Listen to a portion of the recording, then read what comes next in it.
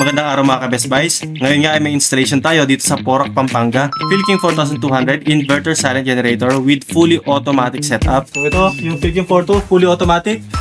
Ito yung settings natin, no? Katabi lang ng breaker, yung ATS. Para mawala ng kuryente mga ka-Best Buys, ibababa natin to. Para kunwari, brand out. Dapat mabubuhay yung generator natin at siya naman yung bibigyan ng supply dito sa bahay.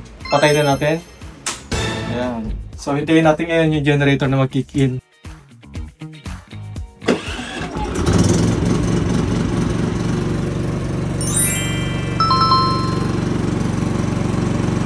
Makikita natin, walang power yung utility. Generator lang yung nagtatrabaho. May load na, so may mga ilaw na tayo. Ngayon, ilagyan natin ng clamp meter yung generator para ma-monitor natin yung amperahe o yung load consumption ng mga appliances na papaganahin natin. Ayan, 1.6, 1.7 ampere. So mababa lang. Testingin natin yung mga aircons dito sa loob ng bahay. Ito yung unang aircon. Pangalawang aircon. At ito naman yung pangatlong aircon. CCTV, wall fan, stand fan para sa mga doggies, another stand fan, at dito naman tayo sa kusina. Wall fan, inverter na refrigerator, at another refrigerator sa tindahan. Silipin naman natin ngayon yung amperahe ng lahat ng appliances na pinagana natin. Patas na.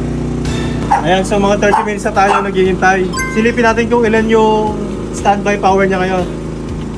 Ayan, 6.5. So tatlo yung aircon natin.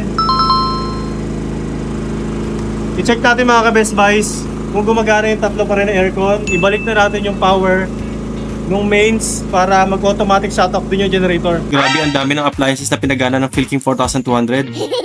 Ayun, working pa rin. Yun, 23, working pa rin. Ito, 24, working.